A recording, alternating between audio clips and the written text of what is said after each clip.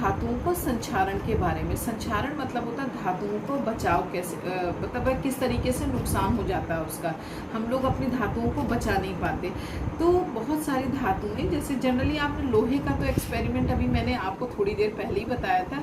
जैसे धातुएं हुई लोहे की, जैसे कील हो गए, पेच हो गए, पाइप हो गए, रेलिंग हो गई, ये सारी चीज़ें जब पानी में या नमी में या वायु के संपर्क में आती हैं तो ये धातुएं धीरे धीरे क्या हो जाती हैं, ऑक्साइड में परिवर्तित हो जाती हैं। जस्ट अभी बच्चों मैंने बताया।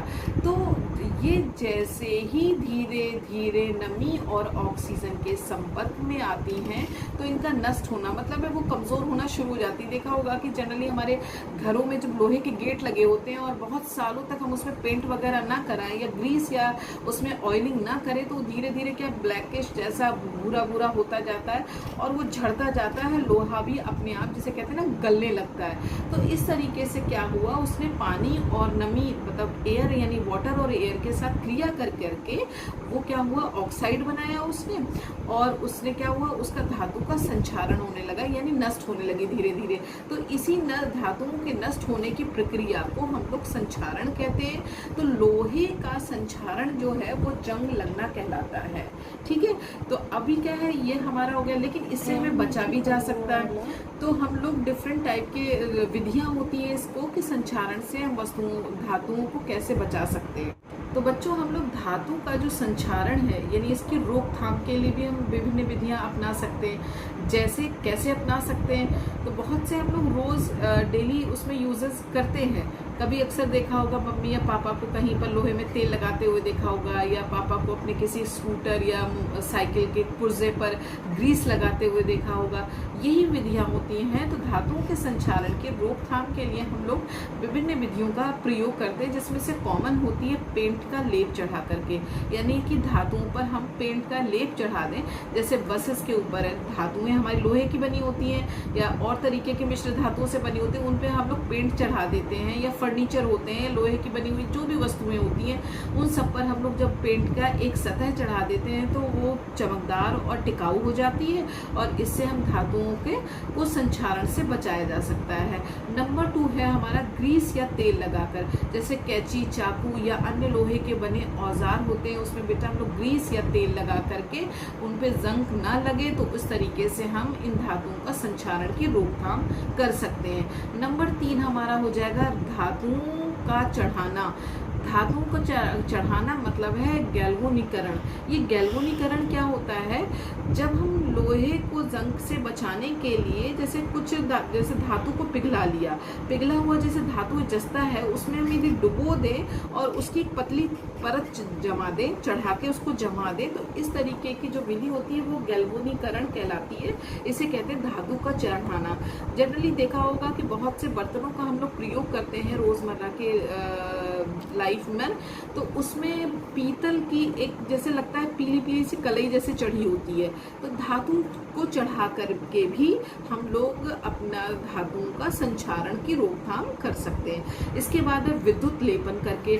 एल्युमिनियम वगैरह की चमक को बचाने के लिए बच्चों, एल्युमिनियम के जो बर्तन होते हैं उनकी चमक देखा होगा बड़ी शाइन करती है, बहुत चमक होता है। असली में एल्युमिनियम इतना चमकदार नहीं होता, लेकिन वैसे नॉर्मल देखिए कोई बर्तन लीजिए बड़ा चमकदार लगता है। तो ये चमक क्या होती है, लाइक एक तरीके का विद्युत का लेपन, उस पर विद्युत का लेपन करके उसको चमकदार बनाया जाता है। तो क्योंकि एल्युमिनियम भी क्रिया करता है ऑक्साइड जब बन करते, एल्युमिनियम के क्षरण को बचाने के लिए उसके ऊपर हम एल्युमिनियम ऑक्साइड के विद्युत का लेपन कर देते हैं। तो इस तरीके से हम एल्युमिनियम के क्षरण को बचाने के लिए ये विधि अपना सकते हैं। इसके बाद है हमारा मिश्र धातु। मिश्र धातु जैसे आजकल हम लोग स्टेनलेस स्टील के बर्तनों का उपयोग बहुत ज़्यादा करते हैं, विभिन्न प्रकार की धातुओं से मिलकर बना होता है। तो बच्चों इस तरीके के मिश्र धातुओं का भी प्रयोग करके हम संक्षारण से बच सकते हैं। तो बच्चों ये सारी कुल विधियां थी जिसके द्वारा हम धातुओं का संक्षारण की रोकथाम कर सकते हैं। बच्चों अभी जैसे कि मैंने आपको संक्षारण के विधियों में एक शब्द का प्रयोग करा है, एक मिश्र धातु। तो लेकिन यहाँ मैं मिश्र धातु को भी आपको थोड़ा सा बता दूं कि मिश्र धातु क्या नाम से चला ना, मिली जुली हुई धातु।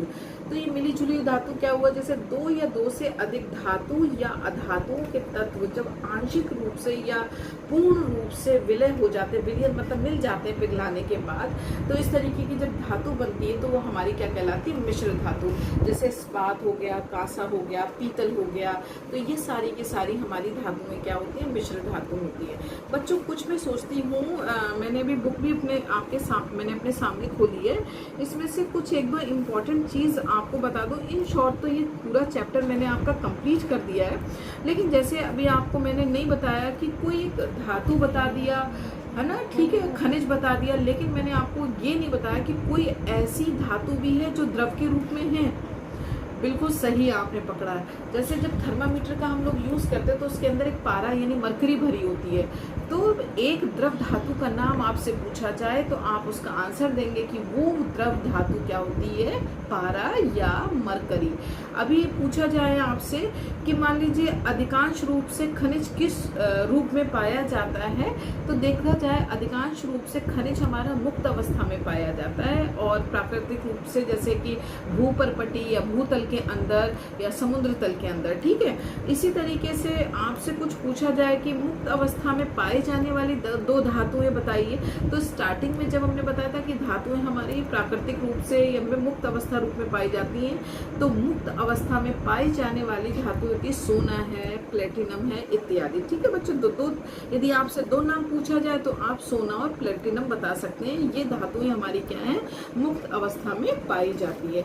आपको हमने विभिन्न प्रकार की क्रियाएं भी बता दी हैं। इसी तरीके से आपको सुचालक और कुचालक के बारे में बताया। मान लीजिए आपसे पूछा जाए कि कारण बताओ कि क्या कारण होता है कि तवे या हमारे जो बर्तन बने होते हैं, जैसे प्रेशर कुकर हुआ, तवे हुआ, उस तरह पे लकड़ी के हैंडल्स या उसके जो प्लास्टिक, मोटी प्लास्टिक के हैंडल्स बनाए जाते हैं, उसका कारण बताइए। तो बच्चों जैसा कि मैं बताया, ऊष्मा या विद्युत का सारे के सारे जो धातुएं होती हैं वो अच्छी सुचालक होती हैं, लेकिन अधातुएं जो होती हैं वो कुचालक होती है। तो लकड़ी हमारी क्या है, कुचालक यानी बेड कंडक्टर है। इसमें लकड़ी में जो ऊष्मा होती है, हीट जो होती है, वो एक स्थान से या एक सिरे से दूसरे सिरे तक चल नहीं सकती, संचरण नहीं कर सकती। इसलिए हम लोग क्या करते हैं, तवे में या अन्य प्रकार के जो बर्तन होते हैं उनके हैंडल्स लकड़ी के इसी कारण से बनाए जाते हैं, क्योंकि ऊष्मा का संचरण एक सिरे से दूसरे सिरे तक नहीं हो पाता, और जिसके द्वारा हम उस बर्तन को, उस लकड़ी के हैंडल को बड़ी आसानी से पकड़ लेते हैं और हमारा हाथ भी नहीं जलता। तो इस तरीके से कुछ क्वेश्चंस भी हैं इसमें, बहुत से ऐसे भी हैं। लोहा या तांबा या सोना कहाँ, किस देश में पाया जाता है, तो थोड़ा सा आप जब बुक भी पढ़ोगे, स्टडी करोगे बेटा, तो ये सारी चीज़ें आपको सामने भी मिल जाएंगी। तो इस तरीके से अलग अलग तरीके के हमने आपको क्वेश्चंस भी थोड़े बता दिए। मैच द फॉलोइंग आएगा, उसमें आपका बहुविकल्पी प्रश्न भी है, अति लघु भी है, तो आप कर लोगे। तो जहाँ तक मुझे लगता है कि इन शॉर्ट हम लोगों ने आज इस चैप्टर में क्या सीखा, कि देखा कि सभी अयस्क खनिज होते हैं, परंतु सभी खनिज अयस्क नहीं होते। सामान्यतः हमारी धातुएं कैसी होती हैं, कठोर होती हैं, चमकदार होती हैं, अच्छी सुचालक होती हैं, तन्यता का गुण होता है, आघातबद्धता का गुण होता है, और जितने भी हमारे अधिक जो अधातुएं होती हैं वो गैसीय द्रव अवस्था में पाई जाती हैं, ठीक है, और अधातुएं कभी भी जल के साथ क्रिया नहीं करती। तो ये सारी चीज़ें बता दिया, और धातुओं का संचारण बता दिया, इससे कैसे बचा जाता है, और इसी तरीके से मिश्र धातु के बारे में बता दिया। तो बच्चों मुझे जहाँ तक लगता है अपनी ओर से आप लोगों को ये चैप्टर अच्छे से समझ में आ गया होगा, धातु तथा अधातु। तो अब मैं आपको व्हाट्सएप ग्रुप पर इसके क्वेश्चन आंसर दे दूंगी, और आप लोग इसे अच्छे से एक बार सुन लीजिएगा, और जो भी प्रॉब्लम होगी तो आप व्हाट्सएप ग्रुप पर आप डिस्कस कर सकते हो। तो बच्चों इसी के साथ मैं चलती हूँ, अगला हम लोग नेक्स्ट टॉपिक अगले वीडियो में आएंगे। तो इसी के साथ बच्चों के बाय, थैंक यू।